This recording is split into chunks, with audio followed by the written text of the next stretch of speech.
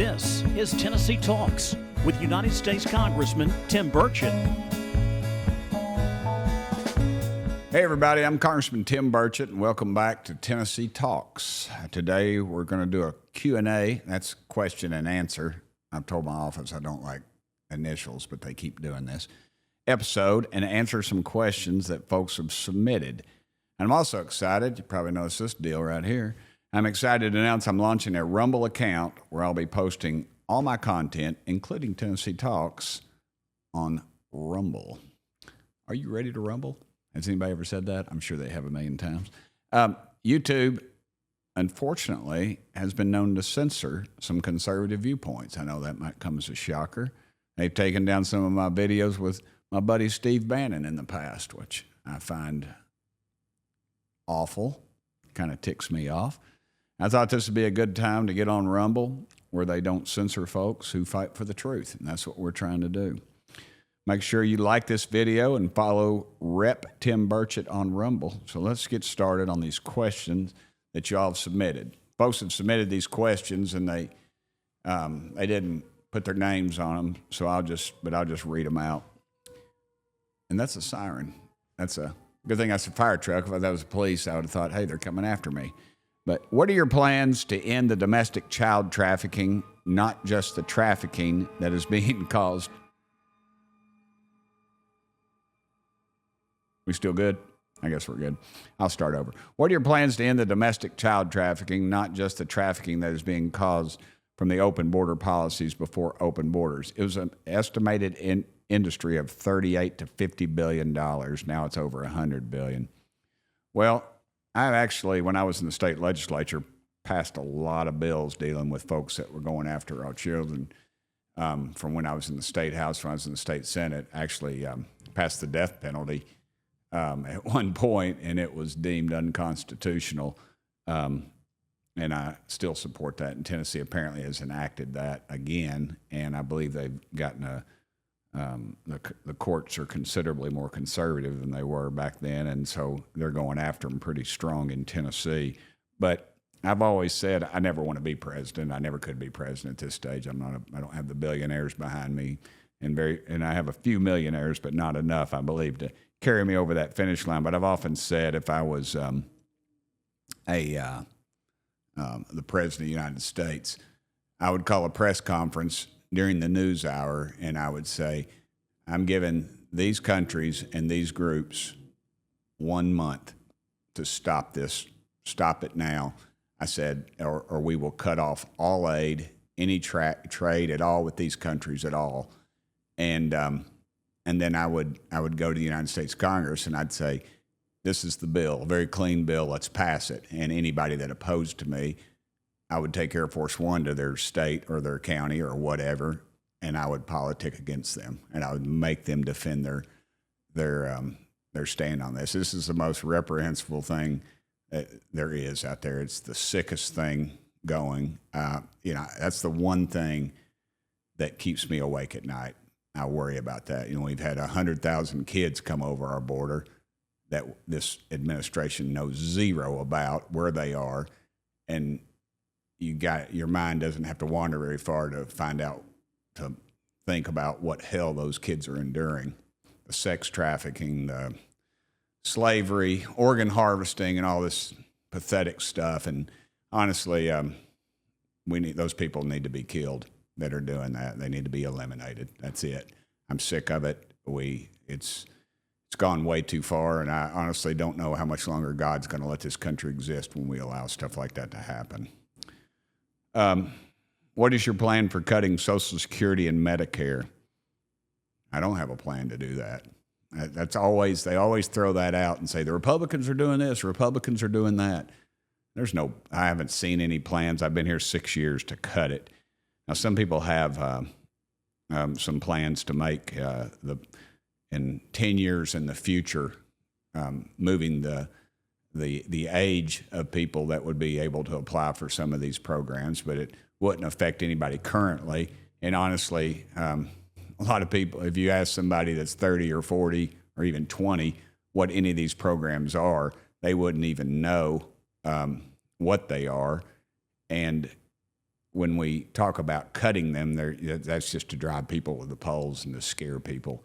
And some people across the aisle use those tactics. And they apparently use it pretty effective because they keep doing it. But I've not seen any current plans of doing anything like that. How can I help clean up the swamp? And thank you for all you do for us. Well, two things. You can pray for our country, first of all, where it's past the point of political parties. I feel like we're really in a state of almost spiritual warfare right now, just good versus evil on a lot of these issues. The other is vote.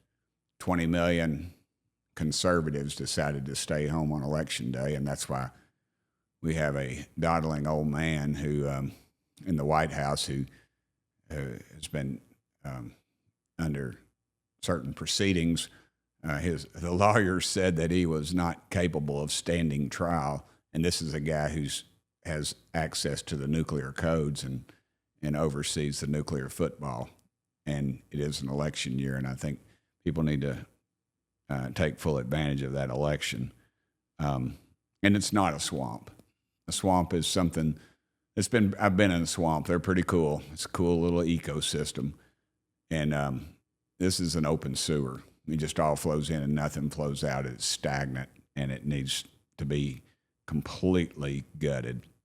How are the American people supposed to survive with the hits we've took? Groceries, everything you have to have. We have used our savings since President Trump left.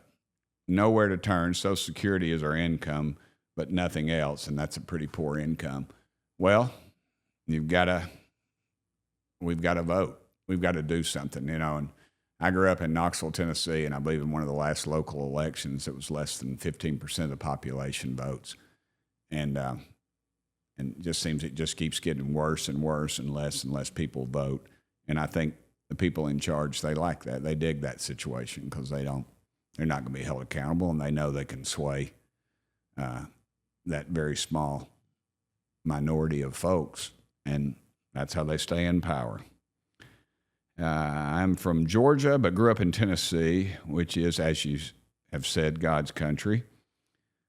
I tried to contact you on your website, but had to have an address in your district. I want to thank you for stepping up and standing up for what is right, and God bless you. Well, thank you. God has blessed me. When will we have a law that prosecutes illegal aliens when they violate our laws, especially rape and robbery? When we have people that think like we do in the White House and controlling the United States Congress and the United States Senate. Sometimes some of my problems are with my own party. I expect the left to be a bunch of anarchists and they're Marxist philosophies, openly Marxist philosophies. But when we get blowback from people in our own party, I wish people would pay more attention back home to what their legislators are doing and how they're voting, because it's very telling. They go home and preach the gospel, throw out the red meat at the Reagan Day and Lincoln Day dinners, and, dadgummit, they come up here and they just vote you down the river. And we keep electing these same folks. I'd like some accountability. And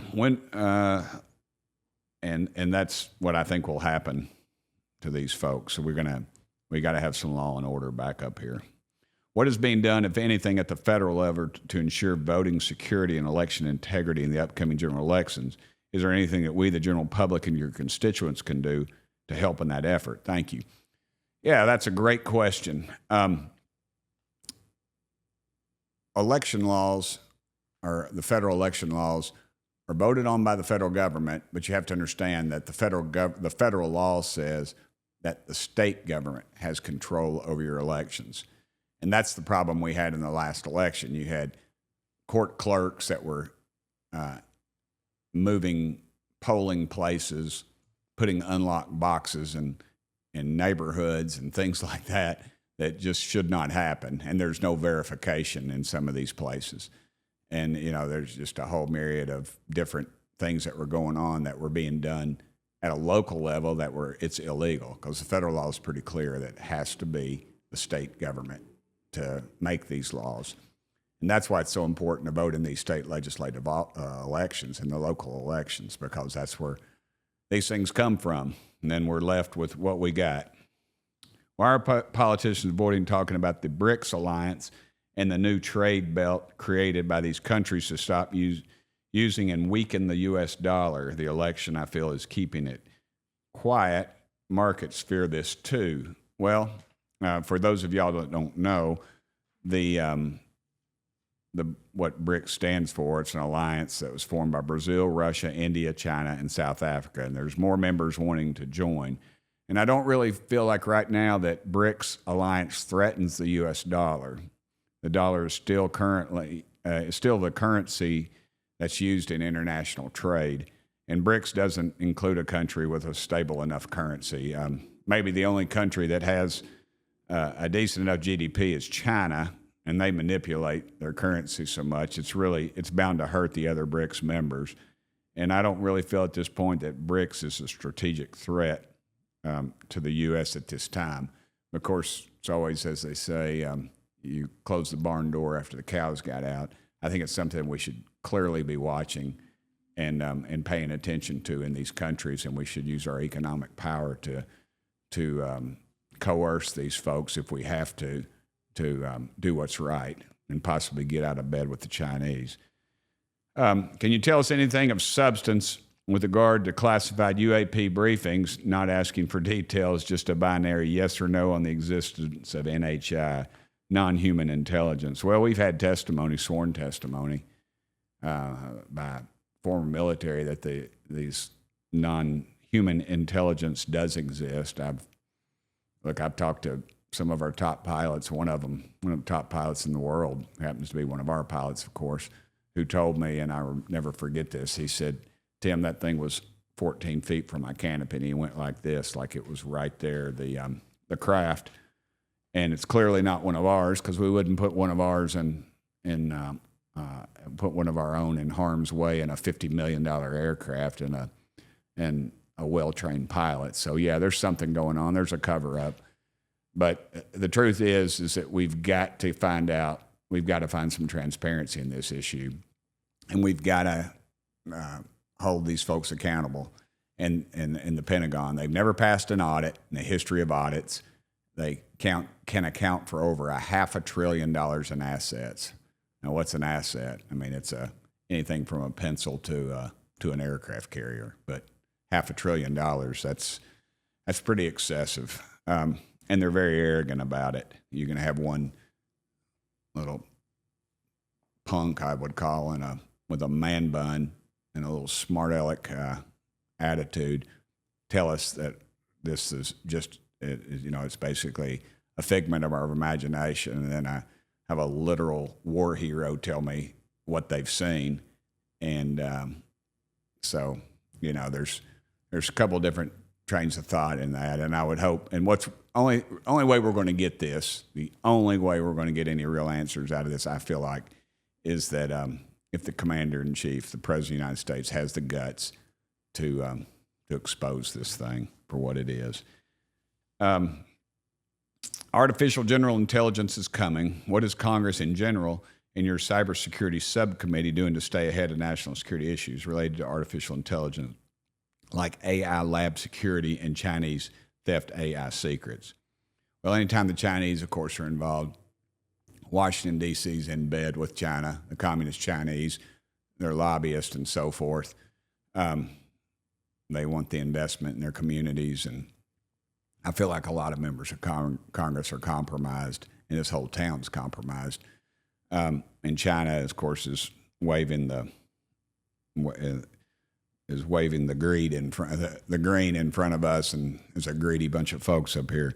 I serve on that committee. Nancy Mace chairs it, and the thing that struck me is odd was that that the group up there that we really don't understand it, and I made the comment that you got somebody still listens to 8-track tape player is trying to write legislation dealing with AI. Nancy's pretty good at bringing in some very qualified people that are trying to educate us, and then we can educate the rest of Congress. And I hope that we can get ahead of it. What I worry, too, is us passing legislation that ends up hurting an American industry without, I don't know that the regulation will work just because of how it changes so fast. It's an incredible metamorphosis from what first started out to where it is now, and where it will end up, we don't know. But it's pretty scary, actually, some of the stuff that comes out, because you get this stuff on your phone, on the computer, or what have you, and then people call me and say, "Did you see this? Did you see that?" And I look at it and I say, "Well, I don't know if it's even real or not." So unless you see it or hear it with your own eyes or your own ears, I'd say it's pretty suspect right now. So I'm worried about us trying to regulate something hurting our industry, and then the Chinese just go around us because they're not going to follow any dadgum rules. So we have to be real careful there. I'm concerned with the immigrants coming into this country and in Tennessee. Is there a plan in place to track where they are, who they are they being vetted? Will they be able to vote in November? The answer to all those is no. And will they be able to vote in November? People tell me no, but then I see indications of them being able to vote in local elections, so they're in the system. They get false identification. Some of these we found out that they've been issued false identification. So, in fact, yes, they will be voting in November. How many, I don't know. But the problem you really have is that is like California and some of these areas like New York, where all the hardworking folks have left, or just tired of all the shenanigans. Then you leave some poor folks who can't get out. And then what do? They backfill them with illegal aliens. And you say, well, why the heck would they do that? Well, the census. The census will be taken in the census, and they fought us like with tooth and nail on the House floor. And of course, it won't go anywhere in the Senate because they love that. So the census numbers will be taken. It doesn't count registered voters versus non-registered voters, which we tried to get, or American citizens, versus non-American citizens.